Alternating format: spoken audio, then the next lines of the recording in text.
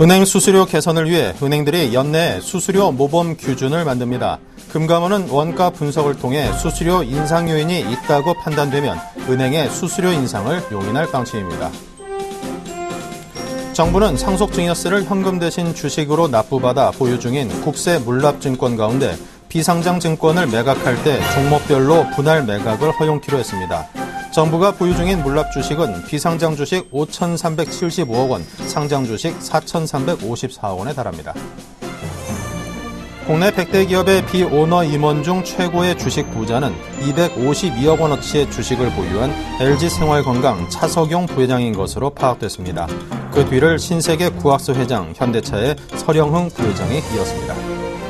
지난해 창업자 수가 전년 대비 3.8% 줄어 3년 만에 감소했습니다. 부동산 임대업은 5.2% 증가했으며 생산 활동보다는 보유 자산을 통해 수익을 얻으려는 사람이 증가한 것으로 풀이됩니다.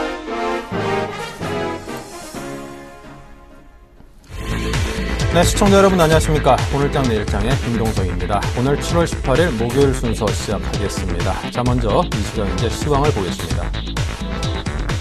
네, 먼저 코스피입니다. 6.22포인트가 내렸습니다. 0.3% 가까이 하락을 했고요. 1882.27로 하지만 장 초반에 좀 더 많이 빠진 것을 회복하는 기세입니다.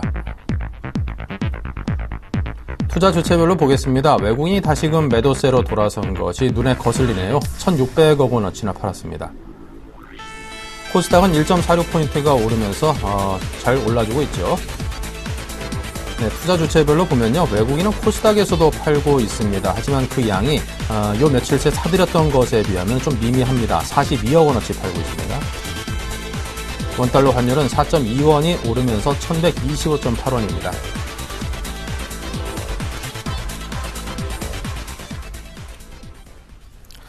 네, 자, 계속해서 오늘장, 내일장 일부에서 준비한 주요 내용들 어떤 것들인지 보겠습니다.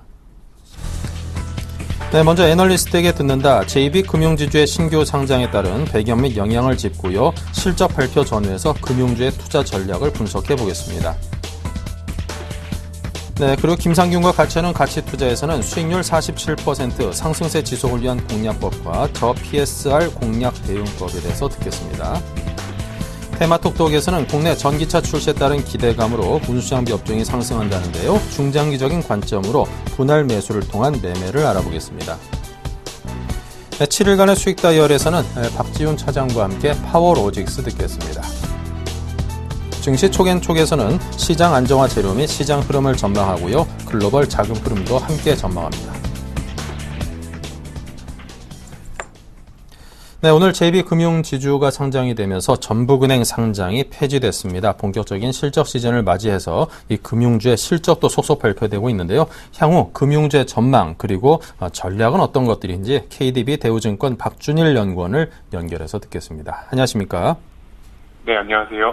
네, 먼저 JB금융지주 이 상장 배경과 함께 시장에 미치는 영향력이 어느 정도일지 듣고 싶습니다. 예리하게 분석해 주십시오. 네, 전북은행이 지난 1일 금융지주사로 전환하고 주식은 오늘 상장되었는데요. 오후 1시 50분 기준으로 JB금융지주는 시초가격 6,920원 대비 7.5%가량 하락한 6,380원대에서 거래가 되고 있습니다. 전북은행 거래 정지 종가가 6,170원이었지만 지주사의 재상장 시초가가 6,920원으로 높게 결정되면서 거래 첫날 낙폭도 다소 큰 것으로 판단되는데요. 전북은행의 지주사 전환은 은행이나 자회사에 대한 자본 확충이 쉽다는 장점이 있습니다. 특히 JB 우리캐피탈의 경우 성장 속도가 빨라서 자본 확충 이슈가 발생할 가능성이 높은데 금융지주사의 경우 일정 정도 레버리지를 허용하기 때문에 이를 해결하기 용이하다고 판단합니다. 향후 JB 우리캐피탈이 단독 자회사가 될 경우에 지주 차입 또는 자체 증자 등을 통해서 성장 동력을 확보할 수 있다고 판단합니다. 네, 전북은행 상장이 옛날부터 들어왔던 이름이라서 상장 폐지가 됐다고 하니까 괜히 좀 서운한 마음이 듭니다. 아주 가까운 사람이 거기 좀 주요하게 있었던 적도 있고 그래가지고 이런 변화가 있었구나 싶기도 한데 일단은 상장 첫날인데 지금 현재 6,440원, 460원이 빠지면서 6.67% 현재 하락세거든요. 자, 앞으로 전망은 어떨까요? 네. JB금융지주 출범으로 이게 광주은행이나 경남은행 등에 대한 M&A 접근성이 또 높아졌는데 이는 차입 한도 확대 및 비용 축소 등을 통해서 자금 조달이 수월해졌기 때문입니다. 이러한 기대감이 높아졌기 때문에 향후 제2비 금융지주 주가에는 긍정적인 미칠 것으로 판단을 하고 또한 제2비 금융지주가 지방은행 인수 시 적극적으로 인수에 참여할 가능성이 높아 보이지만 현재 변수가 많기 때문에 현 시점에서는 이 사안에 대해서는 쉽게 예단할 수는 없는 상황입니다. 하지만 이런 M&A 접근성이나 또 이러한 자금 조달 확충 개선 등은 향후 주가에 긍정적인 요인으로 작용할 수 있다고 판단합니다. 네. 자, 현재 금융권에서는 이제 경남은행 그리고 광주은행의 인수전이 치열합니다. 역시 JB 금융주 지주도 유력 후보군으로 떠오르고 있는데요. 자, 인수 가능성 어느 정도이고 만약에 인수를 하게 된다라면은 얻을 수 있는 이익은 어떤 것들일까요? 네. JB 금융지주가 출범하면서 몸집이 커졌기 때문에 기타 지방 은행들의 인수 가능성이 높아졌는데요. 아까도 말씀드렸다시피 몸집이 커지면서 차입 한도 확대 그리고 비용 축소 등을 통해서 자금 조달이 용이해졌기 때문에 향후 제2비 금융지주가 지방은행 인수 가능성도 있다고 판단합니다. 하지만 현재는 시장에 변수가 아직 많이 남아있기 때문에 쉽게 그 가능성을 판단할 수는 없다고 지금 생각하고 있습니다. 네. 자, 그리고 미국의 금융주들이 상당히 개선된 호실적들을 발표했습니다. 우리 국내 금융주에도 좀 훈풍을 불어주는 역할을 해줬으면 좋겠는데요. 가능할런지 분석을 들려주십시오. 네. 미국에서 JP모건과 웰스파고, 그리고 시티그룹, 뱅크 오브 아메리카 등이 모두 실적 호조를 보이면서 현재 미국 금융 섹터에 대한 실적 개선 기대감이 나날이 높아지고 있는 상황입니다. 지난 12일 기준으로 S&P 500 기업들에 대한 2분기 순이익 증가율 전망치는 2%에 그치는데요. 금융 섹터의 경우에는 20.6%로 매우 높은 상황입니다. 미국 금융주 실적 개선이 국내 증시에 긍정적으로 분명히 작용할 것으로 예상하지만 그 영향이 크지는 않다고 보는데요. 최근 코스피 지수는 미국 증시보다는 중국 증시나 그리고 수급에 의해서 흐름이 결정되는 모습을 보이고 있기 때문입니다. 다만 중국의 2분기 성장률이 예상치에 부합했고 지난밤 버냉키 연준 의장이 양적 완화 축소에 대해서 정해진 경로는 없다고 발언하면서 QE 축소에 대한 우려가 다소 완화되었다는 점은 분명히 국내 금융시장 변동성 축소 요인으로 작용할 수 있다고 판단합니다. 네. 자, 그렇다면 이제 금융주들 가운데서 주목해 볼 만한 종목 또 투자 전략이라면 어떤 것들일까요? 네, 현 시점에서는 금융주는 실적 발표 전과 후를 구분해서 전략적인 선택을 하는 것이 중요하다고 판단하는데요. 실적 발표 전까지는 2분기 실적이 양호해 보이는 BS 금융지주, 신한지주, 그리고 JB 금융지주에 대해서 관심을 가져볼 만하다고 판단합니다.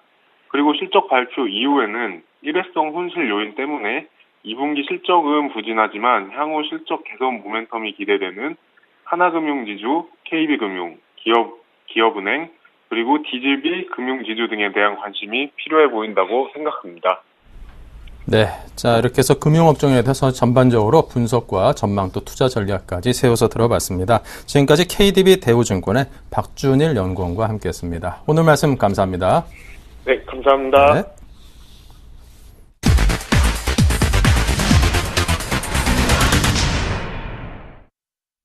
네, 계속해서 증시 촉앤촉 시간을 이어가겠습니다. SK증권 여산 PIB 지점의 조윤석 과장입니다. 안녕하세요. 네, 안녕하십니까.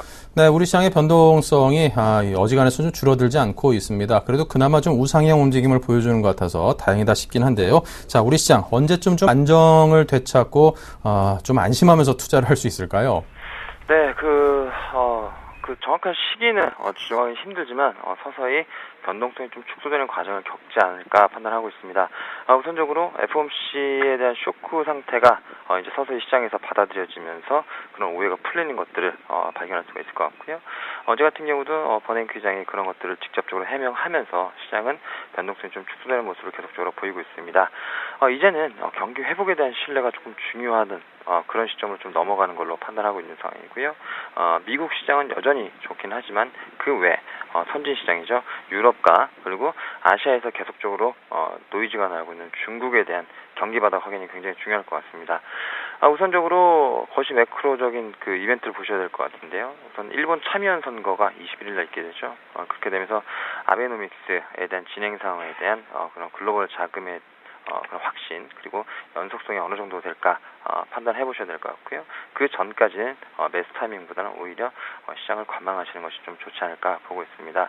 그 외에도 여태까지 급한 매도분, 즉 시장 쇼크가 온 상태의 급한 매도분이 청산이 됐기 때문에 이제는 시장 안정을 조금 기대해봐도 될 것 같고요. 월 말로 가면 갈수록 각종 경제 지표들이 조금 세분화되면서 좀 나오게 되고 그간의 굵직굵직한 이슈들이나 여러 가지 유명 인사들의 발언이 끝난 상황이기 때문에 시장은 아주 좁은 박스권 내 변동성만 나타낼 것으로 생각을 하고 있습니다. 그렇기 때문에 7월 말부터 시작해서 8월까지 이어지는 기간은 오히려 변동성이 좀 축소되는 기간으로 조금 시장이 안정적인 형태로 흘러가지 않을까 그렇게 판단하시면 될 것 같습니다. 네, 그리고 벤버랭키 의장이 이번에 시장의 예상과는 부합하게끔 지금 양적 완화 정책의 기조를 당분간은 이어가겠다. 별 변동성은 없을 것이다라는 시장의 의구심을 잠재우는 그런 발언을 해서 그나마 좀 다행으로 받아들여지고 있습니다. 또 다른 이제 불거져 나올 변수들이 과연 어떤 게 있을런지 궁금하기도 하고요. 그와 관련해서 이야기를 들려주십시오. 네, 우선 버냉키 의장이 시장 쇼크 상태를 해결해 준 건 맞습니다. 하지만 여태까지 시장이 진행했던 건 유동성의 힘이었죠. 하지만 유동성의 힘에 대한 것들이 이제 서서히 각 그 펀드 플로우나 여러 가지 매수 주체들의 그런 조정을 나타낼 수 있는 그런 상황이 나타나는 거고요. 여태까지 실업률이나 아니면 인플레이션에 대한 그런 룰을 정해놓고 진행이 됐었는데 그런 것들을 확연히 좀 다시 한번 제시를 하다 보니까 아무래도 시장은 이제 계속적으로 경기에 대해서 체크를 하도록 할 것 같습니다. 특히 이제는 실적 기간으로서 실적 모멘텀에 대한 것들 좀 관심을 받을 수 있을 것 같고요. 각국의 대표적인 종목들에 대한 그런 실적 변동 추이를 조금 자세하게 살펴보셔야 될 것 같습니다. 또한 국제국제적 정치적 이슈가 이미 좀 마무리가 됐기 때문에 이제는 시장 악화보다는 시장이 좀 좋아지는 지표에 대해 좀 관심을 기울이셔야 될 것 같고요. 특히 중국 같은 경우에도 여태까지 걱정이 굉장히 많았었죠. GDP에 대한 7%가 무너질 수도 있다는 그런 우려 섞인 그런 관측들이 많이 나왔었는데 그런 것도 한꺼풀 해결되는 모습이고요. 또한 선행지수 또한 시장 예상치보다 훨씬 뛰어나는 좋은 모습을 보임으로써 결과적으로 당분간은 중국 시장에 대해서 변동성이 수반되지 않을 것으로 보고 있습니다. 그래서 현재는 변동성, 전체적인 변동성보다는 종목별 그리고 업종별 실적에 따른 변동성이 좀 나올 것으로 보고 있고요. 그렇기 때문에 개별적인 주식 변동성만 좀 살펴보시면 되지 않을까 판단하고 있는 상황입니다. 네. 자, 그리고 글로벌 자금의 이제 흐름도 많은 투자자분들의 관심의 대상입니다. 신흥시장을 좀 벗어나서 선진시장으로 향해가기 때문에 우리의 시장에서도 그런 면이 상당히 좀 부정적으로 작용해왔던 게 사실입니다. 글로벌 자금 흐름을 어떻게 예상하시고 또 좀 개선될 만한 여지는 있다라고 내다보시는지 분석을 듣고 싶네요. 네, 전체 주식 시장에 대해서는 개선될 여지가 충분히 있다고 보고 있습니다. 그간 QE, 즉 양적 완화로 인해서 굉장히 수혜를 많이 받던 곳은 결국 채권 쪽이었는데요. 채권 자금이 계속적으로 나오면서 어느 쪽으로 이동할까 좀 주의 깊게 보셔야 될 것 같습니다. 하지만 이머징 마켓으로 곧바로 그런 자금들이 이동한다고 보기에는 조금 어렵다고 볼 수 있을 것 같고요. 지금 경기 상황에 대한 판단이 굉장히 중요하기 때문에 세계 경기에서 가장 지금 모멘텀이 강한 나라죠. 미국 쪽이나 또한 유럽 같은 경우도 경기 바닥에 찍었다는 것으로 확인되면 아마도 자금들이 좀 흘러갈 것으로 생각을 하고 있습니다. 마찬가지로 지금도 일본 쪽에는 자금들이 계속적으로 들어오고 있는 상황인데 참여한 선거 이후에도 계속적으로 자금이 유입될 것으로 판단하는 바 현재는 선진 시장, 즉 선진 주식 시장에서만 자금 유입이 이루어질 것으로 보고 있고요. 결과적으로 보게 되면 유럽 경기 바닥 통과 확인 그리고 경기 성장 시에는 가파르게 이머징 시장에서도 그런 수혜를 볼 수 있다고 보고 있습니다. 왜냐하면 결국 유럽 경기 바닥을 찍었다는 모습이 확인이 된다면 중국 쪽도 마찬가지죠. 유럽에 대한 수출 증대가 꽤 파급력이 클 것으로 보고 있습니다. 수출 통계 자료가 나왔었는데 유럽 쪽에 굉장히 감소한 모습으로 나왔기 때문이죠. 그렇기 때문에 유럽 쪽 경기 바닥과 또한 바닥을 찍고 턴하는 모습들이 나오게 된다면 아무래도 일부라도 이머징 마켓으로 조금 중국이나 우리나라 대만 같은 곳으로도 자금이 유입될 수 있다고 판단하고 있습니다. 전체적 시장별로 보게 되면 결국 순서는 선진 증시, 그리고 선진 채권, 그리고 이머징 채권, 이머징 주식 순서로서 아직까지는 이머징 주식인 우리나라로서는 조금 더 시간을 조금 기다려야 되지 않나 그렇게 판단해봐야 될 것 같고요. 시장이 안정된다고 하더라도 적극적인 시장 상승 모멘텀이 나오기 전까지는 좀 지리한 장세가 예상될 것을 예상하기 때문에 외국인의 유입을 지켜보신 이후에 좀 적극적인 투자가 이루어지는 것이 좋다고 판단하고 있습니다. 네. 자, 그렇다면 우리 시장 속에서 지금 현재 시장 상황 속에서는 가장 좋은 투자 전략은 어떤 것들이라고 내다보시는지요? 네, 지금 단기 반등이 지속되고 있다고 판단하고 있습니다. 1770포인트 바닥으로서 지금 1880포인트 약 100포인트 이상이 지금 올라있는 상황이죠. 그래서 단기 반등은 여전히 지속적이지만 단기 반등에 대한 탄력은 점차 둔해되고 있다 보시면 될 것 같고요. 기술적으로 판단해보게 되면 1910포인트에서 1930포인트까지는 상승할 수 있을 거라 보고 있습니다. 지금 시장에서는 현물의 체력보다는 선물 쪽 움직임에 따라서 계속적으로 지수가 이동하는 것을 볼 수 있기 때문에 전형적인 웹도독 현상이라고 정의낼 수가 있을 것 같습니다. 그렇기 때문에 지금은 오히려 파생 시장의 영향을 주로 받아서 지수가 움직일 것으로 보고 있고요. 그래서 지수의 한계선이 어느 정도 가능할 수는 없겠지만은 파생 시장이기 때문에 지수의 한계선을 1910에서 1930으로 잡는 것이 바람직하다 말씀드릴 수가 있을 것 같고요. 코스닥도 한번 보셔야 될 것 같습니다. 지금 거래소가 좁은 박스권에서 지리하게 움직이고 있기 때문에 그에 대한 대안으로서 굉장히 낙폭이 심했던 코스닥들, 특히 실적 시즌이기 때문에 실적이 굉장히 좋았던 주식들에 대해서 매기가 몰리는 지금 현상이 나오고 있는 상황입니다. 즉 코스닥의 개별 정세가 나오고 있다고 판단하셔야 될 것 같은데요. 아주 장기간 5년 동안의 박스권 상단이었죠. 545포인트의 돌파 여부가 종목별 장세가 지속이 될 건지 아니면 여기서 다시 한번 하락으로 전환할지 중요한 기점이 될 것 같고요. 지금 현재도 543포인트이기 때문에 이제는 신규 매수보다는 오히려 종목별 대응, 특히 많이 올랐던 종목들은 적당한 매도 시점을 찾는 것이 조금 중요하다. 그리고 나서 언제든지 코스닥 지수가 돌파를 했을 때는 다시 한번 진입을 해도 되기 때문에 지금은 오히려 챙기는 구간이다라고 결론적으로 말씀을 드릴 수 있을 것 같습니다. 그래서 종목별 장세이기 때문에 지금은 올라있던 종목보다는 길목 지키기 장세가 오히려 더 유효하다라고 판단하고 있기 때문에 낙폭 과대 종목들이나 아직 이제 막 오르기 시작했던 그런 테마나 그런 종목들 위주로 선별적 접근이 필요한 때라고 생각하고 있습니다. 네, 지금은 좀 적극적으로 덤비기보다는 좀 챙기는 그런 타이밍이다라는 의견을 주셨습니다. 참고하시고요. 자, 지난 추천 종목들의 수익률 포트폴리오를 통해서 확인을 해보겠습니다. 네, 조윤석 과장의 포트폴리오입니다. 현금 비중이 20%로 그다지 크지도 적지도 않습니다. 20%씩 4종목이 아주 그냥 사이좋게 편입이 되어 있는데요. 동바이텍, 이라이콤 등등 4종목이 잘 포진이 되어 있습니다. 네, 포트폴리오 수익률을 볼까요? 지금 수익률은 약간 좀 중립적인 것 같습니다. LTS, 이라이콤 등등 6에서 한 3%대 정도 빠져있는 종목이 있는가 하면은 SG엔진은 제자리고요. 동바이텍은 6%가 올라 있습니다. 네, 이 종목들 4종목입니다. AS 부탁드립니다. 네, 우선 빠져있는 종목 먼저 말씀드려야 될 것 같습니다. 이로에콘 같은 경우도 2만원대, 그러니까 2만원대를 돌파하지 못하고 박스권 내 흐름을 계속적으로 지리하게 보여주고 있는 상황입니다. 16,000원에서 19,000원 사이 박스권에서 지금 탈피하지 못하고 있는 모습인데요. 계속적으로 신규 어플리케이션이 나오면서 시장의 주목을 좀 받아야지 돌파를 할 수 있을 것 같습니다. 즉, 태블릿 PC의 성장성이 나타나야지 상승할 수 있다는 뜻인데요.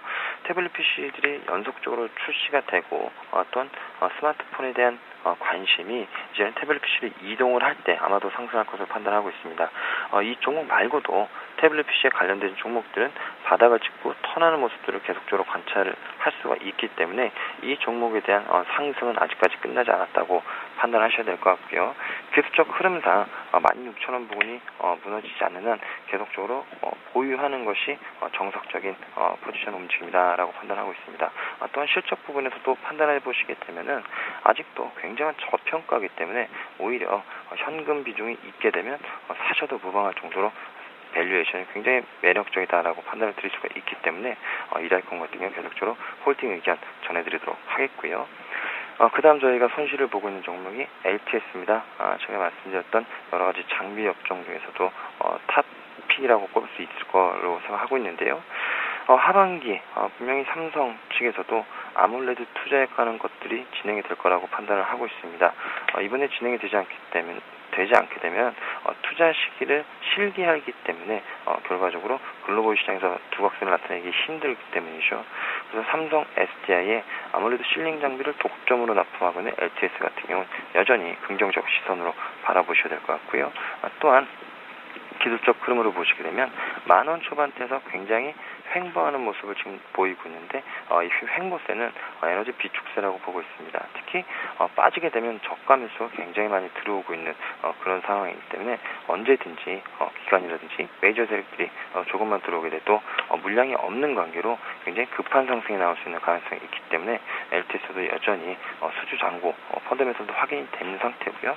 기술적 흐름상도 지금 눌려있는 모습이기 때문에 언제든지 한 번 정도 칠 때 그때 한번 고민해 보시길 바라고요. 그리고 저희가 지금 중립적이죠. SGNG 같은 경우 자동차 업종 중에서 제일 싼 업종이다라고 말씀을 드렸습니다. 그렇기 때문에 아직까지 밸류에이션 매력을 믿고 판단해 보셔야 될 것 같고요. 앞서 서두에서 제가 말씀을 드렸습니다. 지금은 유동성 장세보다 이제 실적 장세로 넘어가는 그 중간 단계이기 때문에 실적이 뒷받침되지 않는 종목들에 대해서 상당히 주의를 기울이셔야 되는데요. SGNG 같은 경우는 밸류에이션상 굉장히 싼 상태고 또한 성장하는 종목이라고 판단할 수 있기 때문에 SGNG는 지속적으로 목표까지 우선적으로 홀딩하는 전략 말씀드리고요. 마지막으로 저희가 이득을 보고 있는 종목이죠. 동바이텍 같은 경우는 상당히 좀 주춤하는 모습을 보이고 있습니다. 7월 5일 날 상한가를 치고 나서 계속적으로 횡보세를 보이고 있는 상황인데요. 여전히 상승 추세에 있다고 보고 시장이 조금 회복이 되거나 중국 시장 핸드폰이죠. 로우나 미드엔드 제품에 대한 그런 확산 소식이나 여러 가지 기사거리들이 뉴스 플로우들이 긍정적으로 나올 시에는 다시 한번 상승을 준비할 수 있다고 판단하고 있습니다. 하지만 여기서 조금 주의하셔야 될 점은 시장 상승 모멘텀이 상당히 소진됐다고 생각하고 있기 때문에 기존의 목표가보다는 조금 내려서 약 8,500원 정도의 목표가로 조금 수정하는 것이 옳지 않나 판단하고 있습니다. 네. 자, 이렇게 해서 종목에 대한 포트폴리오에 대한 AS까지 해봤습니다. 다시 한번 정리하면서 조윤석 과장님과 인사 나누겠습니다. 감사합니다. 네, 고맙습니다.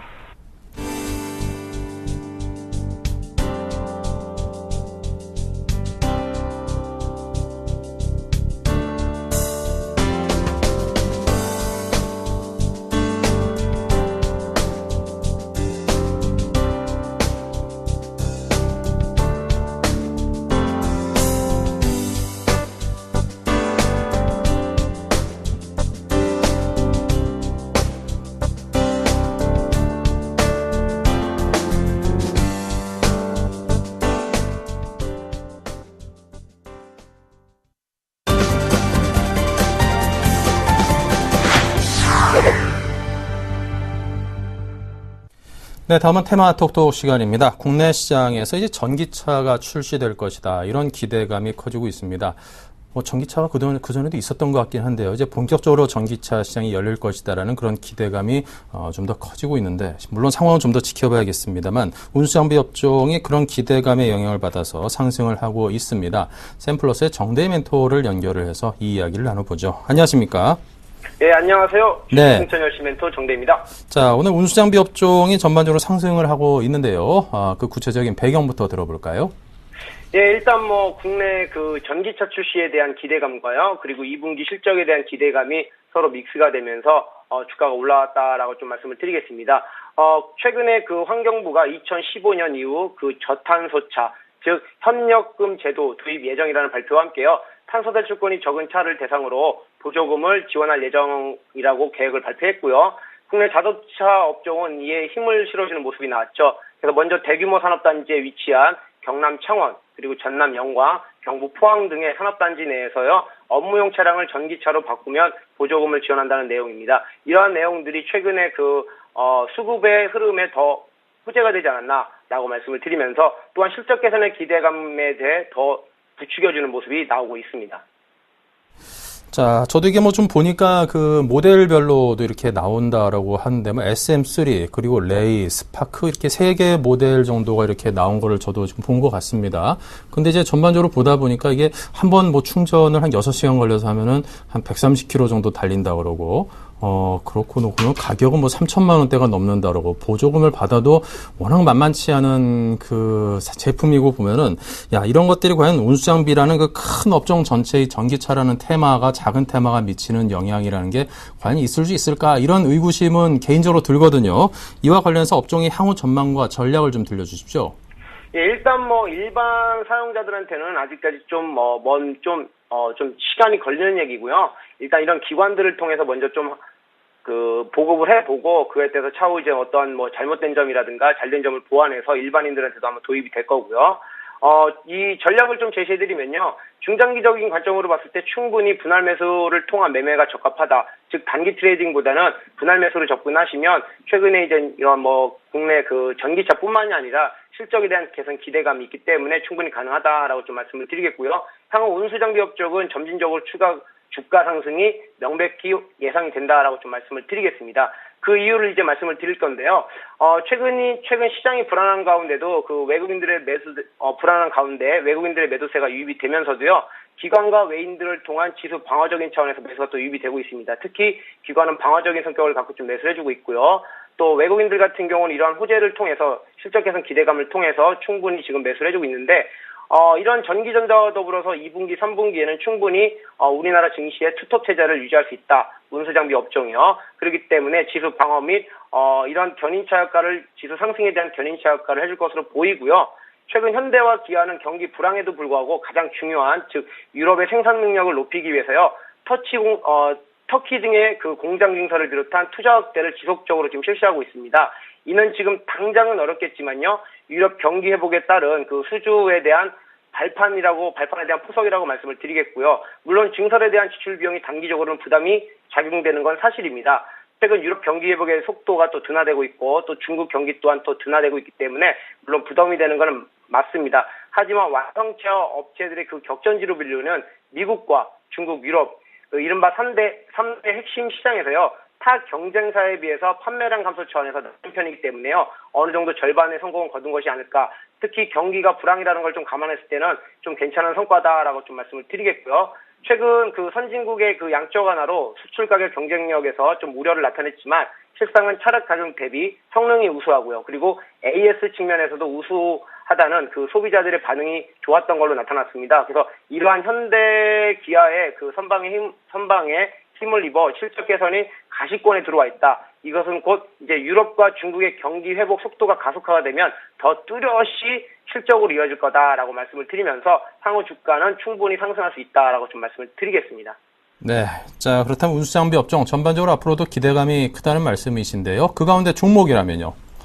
네, 일단 오늘 같은 경우는 부품주보다는 좀 완성차 위주, 즉 현대와 기아차가 좀 상승하는 모습이고요. 부품주는 좀 밀리는 모습인데요. 자, 좀 화면을 보면서 좀 여러분한테 말씀을 드리겠습니다. 화면을 보면 금일 상승하는 업종이 지금 운수장비가 유일하게 지금 방어주 위에 보면 전기가스, 통신업, 의약품, 기계가 방어주임에도 불구하고 운수장비가 움직임이 나오고 있죠.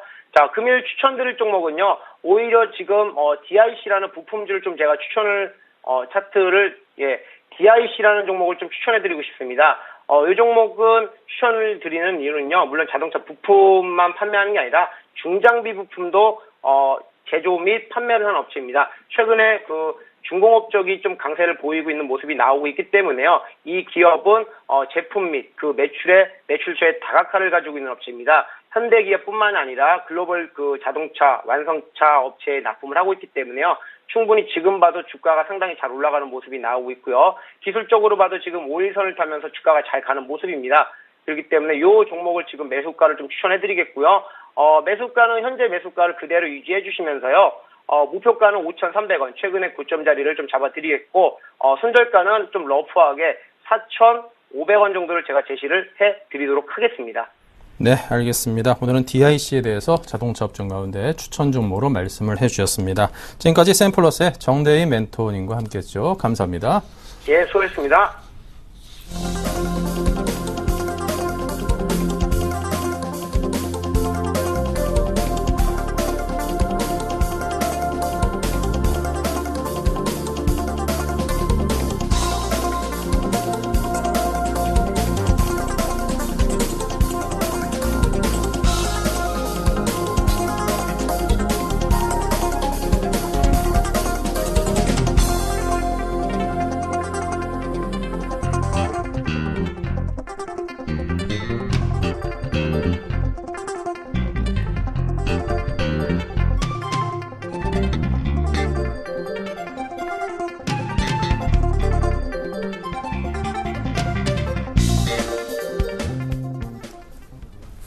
네, 7일간의 수익 다이어리 코너를 이어가겠습니다. 수익률 체크부터 하죠. 네, 지금 전 종목이 다들 플러스 좀 돌아섰으면 좋겠는데 한 종목이 아직까지 좀 제자리 걸음을 하고 있네요. 먼저 RF세미가 10.2%로 두 자릿수 수익률로 올라서면서 오늘의 위너 종목인 게 딱 눈에 띄고요. 아프리카TV, 한국전자인증, 예스24 모두 4%에서 소폭 수익까지 잘 달려주고 있습니다. 그나마 MDS테크가 마이너스권이긴 합니다만 1% 미만의 미미한 손실에 그치고 있습니다. 네, 이기택 과장의 RF세미가 10.2% 수익으로 오늘의 위너입니다. 네, 오늘은 NH투자증권의 박지훈 차장을 연결하겠습니다. 안녕하십니까? 네, 안녕하십니까? 네, MDS테크 수익률이 마이너스 0.7, 아주 조금입니다. 어떻게 대응할까요? 일단 뭐 기본적으로는 엔데스테크에 대한 실적 부분이 2분기부터는 좀 긍정적으로 나올 것이고 계속 사상 최대 실적을 갱신할 거라고 말씀드렸던 것처럼 일단 기존의 어떤 그 높은 마진의 자동차, 국방, 항공, 산업용 부분 이게 매출이 좀 증가되는 그런 쪽으로 지금 소프트웨어가 계속 투입되고 있기 때문에 그런 관점에서 엔데스테크 계속 1차적으로 우리나라에서는 계속 독보적인 지위를 갖고 있는 엔데스테크가 수혜를 계속 입을 가능성이 매우 크기 때문에 지금 이제 최근에 좀 다소 답보 상태에 있었던 거는 아마 좀 거래량이 좀 부족한 상태였고 다만 투신권에서 한 3만 주 정도 매도가 나온 부분이 있었는데 뭐 큰 이탈이라고 볼 수는 없기 때문에 일단 기본적으로는 뭐 추석 무너지거나 뭐 그런 상황은 아니기 때문에 충분히 홀딩 의견을 말씀드릴 수 있을 것 같고요. 일단 기본적으로는 전고점 라인 한 16,000, 17,000원 라인 때까지는 충분히 가능하지 않겠나 실적 시즌 도래하면서 뭐 그렇게 하시면 좀 실적 모멘텀 플레이로 한번 가지고 하셔도 크게 무리는 없을 듯 싶습니다. 네, 뭐 추세 자체가 붕괴된 게 아니기 때문에 그냥 홀딩하자 이렇게 정리를 해주셨습니다. 자, 다음 종목은 어딘가요? 오늘 파워로직스라고 들었는데요. 예, 오늘은 이제 파워로직스를 좀 말씀드리려고 하는데 물론 이 종목은 뭐 2차전지 최근에 뭐 얘기 많이 나오고 있는 그런 모멘텀도 갖고 있긴 하지만 그쪽에서 일단 뭐 포커스를 맞추자는 것이 아니고 일단은 지금 아무래도 카메라 고화소 모듈 쪽으로 좀 집중을 해야 되는 종목이 아닌가 판단되고 있습니다. 그래서 일단은 갤럭시 노트 3 판매를 기점으로 해서 이쪽 카메라 쪽의 어떤 사업부가 상당히 좀 긍정적으로 좀 기대를 할 수 있는 부분이 있는데 지금 최근에 파워로직스 자체가 좀 고통이 좀 있었어요. 뭐 경영 정상화 작업도 있었고 구조조정도 있었고요. 재무 구조도 상당히 건전화 작업도 상당히 좀 수년간 있었기 때문에 좀 고통이 있었지만 지금 이제 카메라 모듈 사업부가 삼성 광통신과 연결 고리를 잡으면서 지금 8메가 이상 고화소 모듈이 긍정적으로 좀 납품이 되고 있는 상태고 평균 공급 단가도 올라가고 있고요. 그렇게 된다라면 이제 하반기서부터 물론 적자 턴어라운드는 이미 했고요. 이제는 좀 하반기서부터는 고화소를 중심으로 해서 매출이 상당히 늘어날 것으로 보여지고 기존의 이 파워로직스 갖고 있었던 이 배터리 모듈보다도 더 매출이 넘어설 거로 보여지거든요. 그러면 일단 보급형 모델 이어서 계속적으로 중저가 스마트폰뿐만 아니라 신규 모델까지 계속 탑재가 된다라면 일단은 좀 매출 증가 현실화 국면에 도달한 건 아닌가 판단될 수 있고요. 기본적인 목표는 전고점 라인까지 좀 잡아봤습니다. 그래서 한 6월 정도 찍었었던 7,400원 라인 때까지 한번 잡아보고요. 그다음에 손절 라인은 6,000원인데요. 다만 좀 아쉬운 게 메이저급 수급 기관들이 아직 투입되고 있지 않고 지금 금융 상품 쪽이죠. 프랍 쪽에서만 지금 매수가 좀 들어오고 있는 상태인데 다소 수급 개선 좀 기대하면서 일단 한번 다음 주를 공략하는 그런 차원에서 파워로직스를 한번 제시를 해드리도록 하겠습니다. 네, 자 이렇게 해서 오늘은 파워로직스 박지훈 차장님의 새로운 추천 종목으로 들었습니다. 감사합니다. 감사합니다.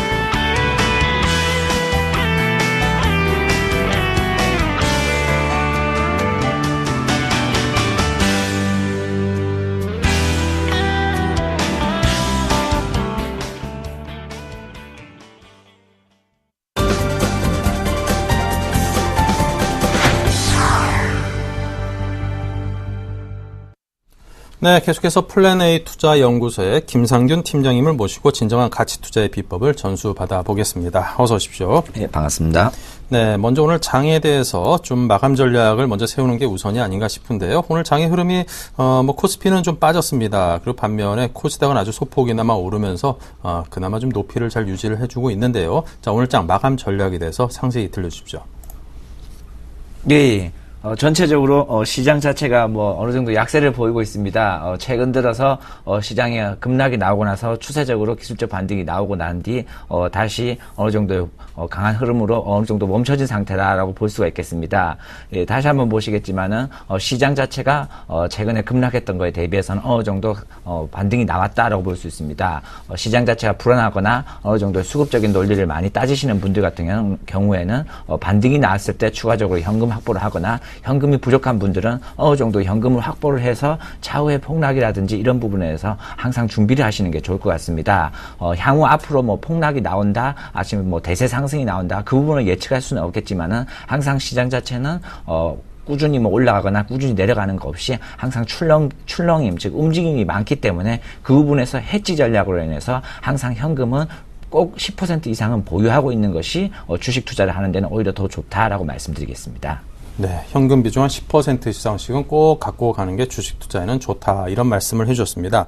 자, 요즘 시장에 대해서 제가 좀 개인적으로 궁금한 게 하나 있습니다. 이제 롯데쇼핑 등등 롯데그룹에 대한 세무조사와 그에 따른 이제 투자상의 리스크가 좀 부각이 되면서 롯데그룹 관련주들이 좀 하락을 했습니다. 지금도 보니까 롯데 칠성만 그냥 0.5% 정도 오르고 나머지 종목들은 한 1에서 4% 가까이까지 빠져 있는데요.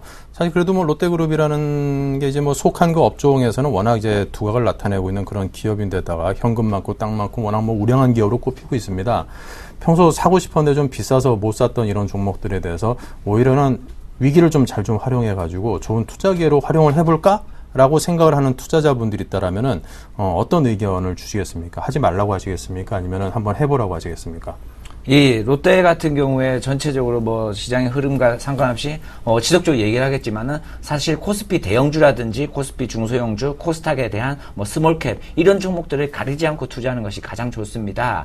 투자의 가장 중요한 것은 현재 가치와 미래 가치 대비해서 현재 주가 자체가 얼마나 저평가 상태인가를 먼저 확인하시는 게 좋습니다. 예를 들어 롯데 같은 경우에 기업의 펀드멘탈인지 이런 거에 문제 없이 대외적인 돌발 변수라든지 예상적인 악재에 의해서 주가 자체가 급락했다라면 기업에 문제가 없이 이상이 없다라면 오히려 시장에 대해서 주가 자체가 빠졌을 경우에는 매수로 대응하시는 것이 좋을 것 같고 반대로 어떤 롯데에 대해서 기업의 펀드멘털에 문제가 생겨서 빠졌다 이렇게 됐을 때는 추가 매수로 접근하시는 게 아니라 오히려 기다렸다가 상대적으로 더 저평가 구간에 들어설 경우에 매수하시는 것이 더 좋을 것 같습니다. 중요한 것은 주가가 빠질 때는 무조건적으로 주가가 빠질 때는 이유 없이 빠지는 주가가 없습니다. 수급적인 논리라든지 기업의 펀드멘탈이라든지 대외 변수라든지 여러 가지 돌발 변수에 의해서 빠지는 경우가 많습니다. 그렇기 때문에 주가가 빠질 때는 왜 빠지는지, 그 빠지는 것이 기업의 펀드멘탈, 즉 실적에 영향을 줄 수 있는 것인지 그 부분을 먼저 확인하고 나서 대응하시는 전략이 좋을 것 같습니다. 네, 알겠습니다. 자, 그렇다면 이제 김상균 팀장께서 실제로 이제 매매하는 종목들을 중심으로 포트폴리오를 구성하고 계시는데요. 한번 열어가지고 현재 어떤 상황인지 보겠습니다. 네, 현금 비중이 40%로 굉장히 많이 늘어 있습니다. 아이테스트와 한양 ENG가 20%씩 편입이 되어 있고요. LOT 백큐, 어버브 반도체는 각 10%씩입니다. 네, 현재 수익률을 점검을 하면요. 어버브 반도체는 53%로 단연 수익이 굉장히 잘 나 있습니다. LOT 백큐도 10% 올라 있고요. 나머지 두 종목은 한 자릿수 빠져 있습니다.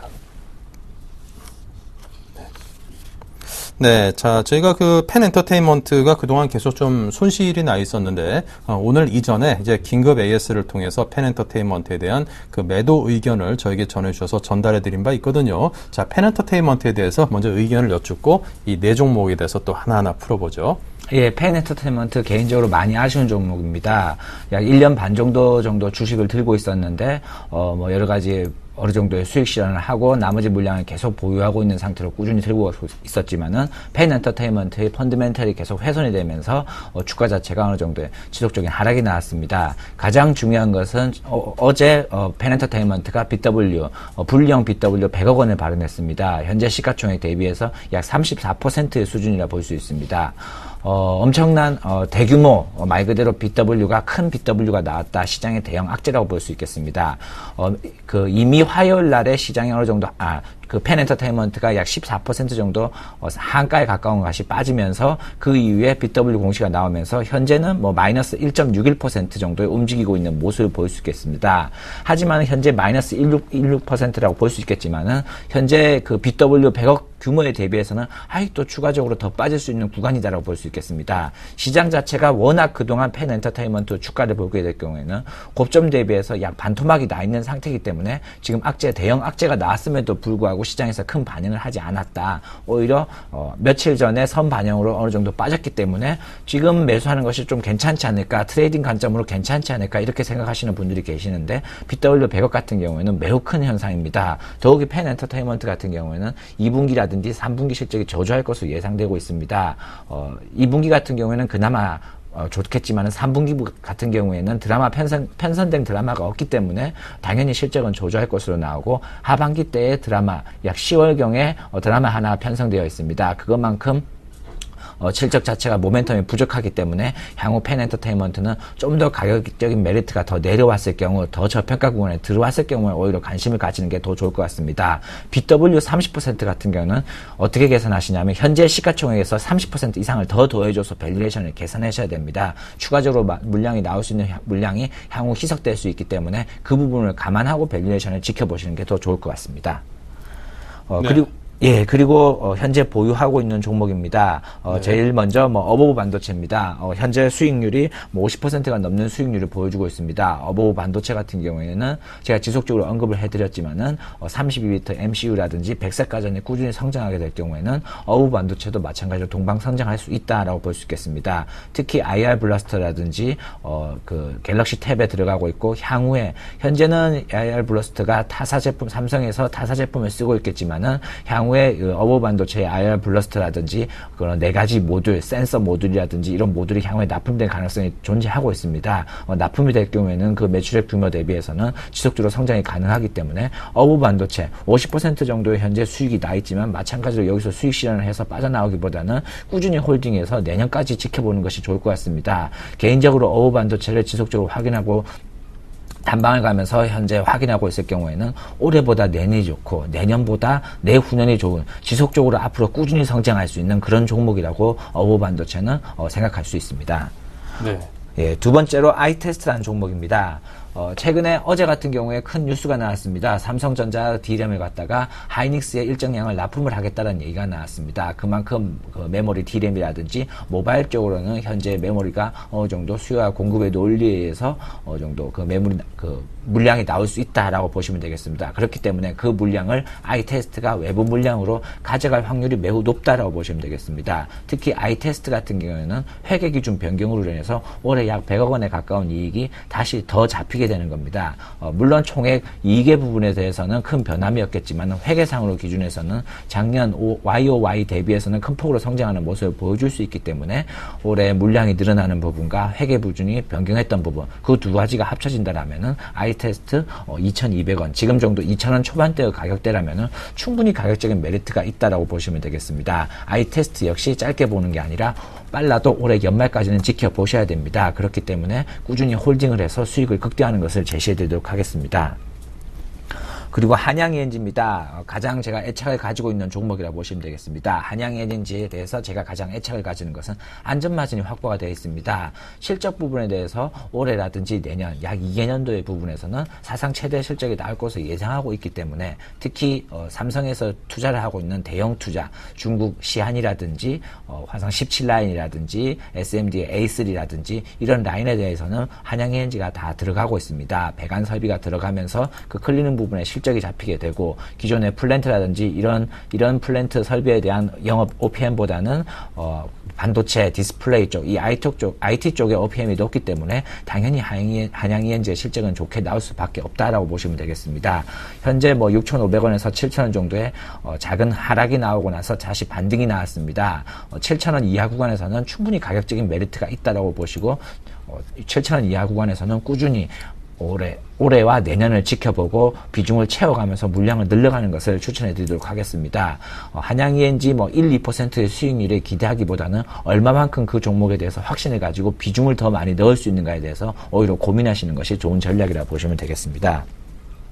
마지막으로 LOT 백큐음입니다. LOT 백큐음 같은 경우에 진공 펌프를 만드는 회사라고 보시면 되겠습니다. 마찬가지로 17이라든지 중국 시안이라든지 이 반도체 팹 설비가 들어감에 따라서 LOT 백큐음도 동반적으로 진출하는 회사입니다. 특히 올해 뭐 중국 시안 같은 경우에 삼성에서 대규모 투자를 했고 최근에 박근혜 대통령도 중국 시안을 갔다 왔습니다. 그만큼 중국 시안에 대해서 관심을 많이 가지고 있기 때문에 그에 납품되는 업체 같은 경우에는 꾸준히 실적이 나올 수 있고 지속적으로 관심을 가질 필요성이 있다. LOT 백큐음도 현재 가격이 약 7,000원 정도 되는 가격, 6,970원 정도의 가격이지만은 마찬가지로 홀딩을 해서 정고점 이상까지 돌파하는 것을 기대하면서 홀딩을 해서 수익률이 극대화하는 것을 제시해드리도록 하겠습니다. 네, 자 이렇게 종목들에 대해서 이야기를 쭉 들어봤습니다. 자 팀장님께서 종목을 발굴하고 이제 높은 수익률을 올리는 또 비법에 대해서도 오늘 한 가지 비법을 전수해 주실 텐데요. 예, 지난주와 지지난주 같은 경우에 PER에 대해서 지속적으로 설명했습니다. 사실 투자에 대해서 PER이 가장 중요하다라고 가장 중요하진 않겠지만은 여러 번 봐도 계속 중요한 밸류에이션 가치라고 보시면 되겠습니다. 뭐 앞으로도 PER에 대해서 좀 더 고찰을 하면서 어떤 부분이 PER이 장점이 있고 단점이 있는지를 확인해 보도록 하겠습니다. 오늘 같은 경우는 PSR에 대해서 조금 설명을 해드릴까 합니다. PSR 같은 경우에는 시가총액을 매출액으로 나눈 것입니다. 시가총액이라는 것은 현재가 곱하기 발행 주식수입니다. 이때 중요한 것은 발행 주식수 안에 아까 뭐 펜엔터테인먼트라든지 이런 걸 얘기했듯이 BW라든지 유상증자라든지 앞으로 희석 가능 주식수까지 같이 포함한 발행 주식수를 포함하셔야 됩니다. 그렇게 해서 현재가 곱하기 발행 주식수를 할 경우에는 시가총액이 나오게 됩니다. 그 시가총액을 매출액으로 나누게 된 것이 PSR이라고 보시면 되겠습니다. 주당 이 회사가 얼마만큼 매출을 일어나고 있냐라고 보시는 겁니다. 저 PSR 같은 경우에 이렇게 관심을 가져야 되는 가장 필요성이 있는 이유가 뭐냐면 저 PSR이란 말은 말 그대로 영업이익률이 작다. 즉 매출액 대비해서 현재의 주당 매출액이 작은 비중이다라고 보시면 되겠습니다. 그렇기 때문에 PSR 같은 경우에는 영업이익률이 낮기 때문에 앞으로 영업이익률이 커갈수록 매출액이라든지 회사의 순이익이 증가할 가능성이 매우 높은 종목이다라고 보시면 되겠습니다. 쉽게 설명해 드리자면 영업이익률이 1%인 회사가 있고 영업이익률이 10%인 회사가 있습니다. 그런데 영업이익률이 여기서 1%만 오른다고 가정을 했을 때 10%인 회사는 영업이익률이 10%인 회사는 말 그대로 회사가 10% 성장을 하는 거고 영업이익률이 1%인 회사는 영업이익률이 1%만 올랐지만 100% 성장하는 겁니다. 즉 주가도 2배 이상 성장할 수 있는 겁니다. 그만큼 저 PSR 종목 같은 경우는 앞으로 크게 성장할 수 있는 슈퍼스톡스라는 그 특징을 가지고 있습니다. 특히 PSR을 볼 경우에는 무조건 PSR만 보지 마시고 PRR도 같이 보셔야 됩니다. 보조지표로서 시가총액에서 R&D 비용, 연구개발비를 제외한 비용, 나눈 비용입니다. 그 부분을 같이 확인하면서 저 PSR과 저 PRR 같은 경우는 두 가지가 같이 엮어서 보셔야지 큰 폭으로 성장할 수 있는 기업들을 스크리닝 하시는데 도움이 될 것이라 보입니다. 네.